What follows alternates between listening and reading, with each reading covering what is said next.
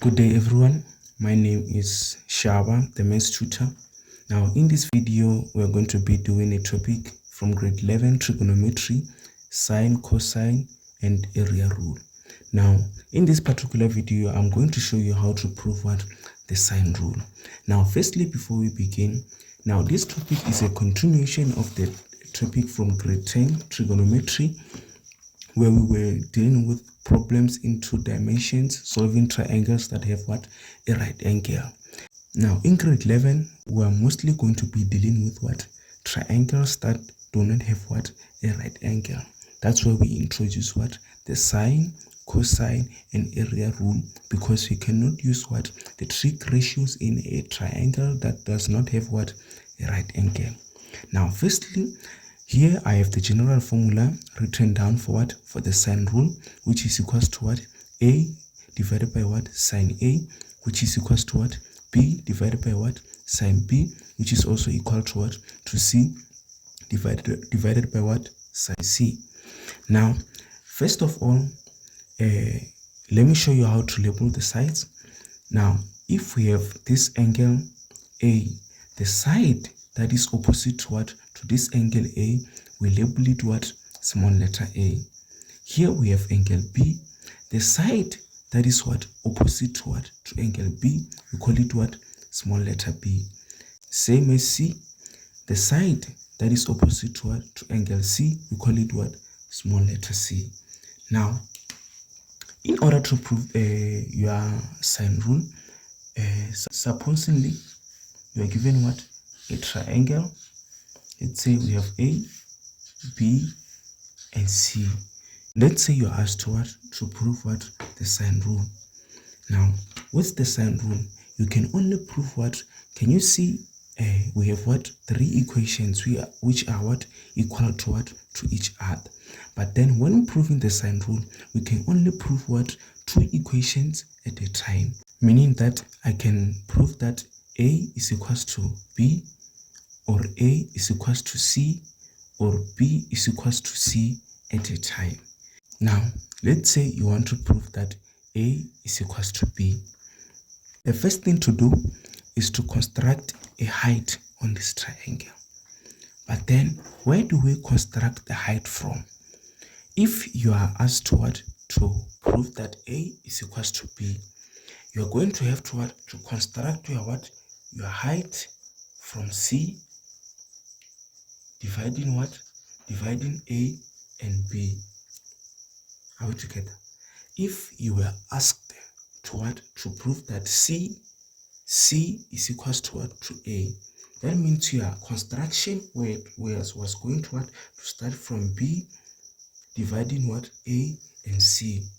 If you were to prove what? The one for B is equals to C, that means your construction is going to start from A dividing what? B and C. But now in this video, let's prove the one that says what? A is equals to what? To B. Now we have divided the bigger triangle into what? Into two smaller triangles, forming what?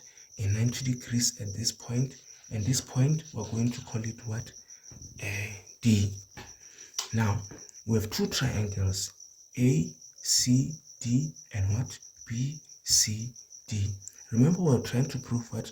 The sine rule. And to prove the sine rule, in this case, we are going to use what? Trig ratios.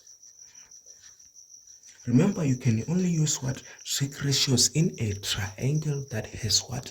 A right angle. And in this triangle, we have what? We have two triangles that have what? That have what? A right angle, or what? A 90 degrees. Now, in triangle A, C, D, remember you're trying to prove the word for sine A and sine B. Now in this triangle, now I forgot something. Before you do anything, you have to what? You have to label your triangle. I said the side that is opposite to what? To A is what? Small letter A. The side that is opposite to what? To angle C is what? Small letter C. The side that is opposite to what? To angle B is what? small letter b. Now, if we check in this triangle ACD, sine A, remember sine A is equals to what? Opposite over hypotenuse. And your opposite in this triangle, it's what? It's going to be your what? Your height. Therefore, instead of opposite now, we replace it with what? With the height. Your hypotenuse is what? It's b, small letter b. Therefore, it's equals to sine A. From here, we're going to do a cross multiplication, attempting to make what? This height subject of the formula. Therefore, we're going to end up with what? Height is equals to what? B sine A. Therefore, we call this what? Equation 1. The next thing to do is to what? Is to move to the second triangle, which is triangle BCD. BCD. In this triangle BCD, sine B is equals to what? Opposite over hypotenuse. My opposite is what? Still, even in this case, it's still what? It's still the height. Therefore, we write the height. My hypotenuse now it's what? It's this small letter a, which is equals to sine b. Therefore, we attempt the same thing. We try to make what? Our height subject of the formula. Therefore, we're going to have what? Height, which is equals to what? A sine b. Sine b. Therefore, we call this one equation 2. From here, we have what? We have equation 1 and what? Equation 2, which are both equal to what?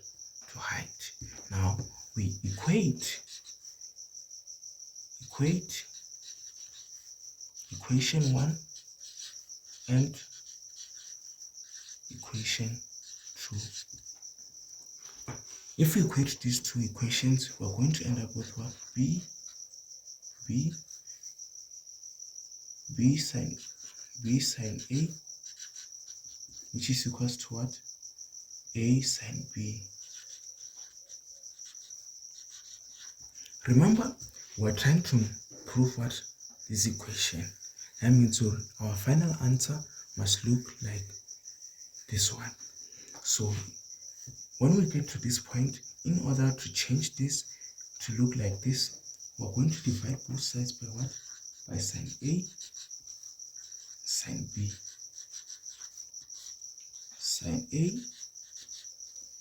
sine B. What we do on the left side, we also do it on the right side. Now, this sine A is going to cancel this sine A, and this sine B is going to cancel what? This sine B, leaving us with only B sine B. B sine divided by sine B, and A divided by what? Sine A. Therefore, we have proven that B divided by sine B is equals to what?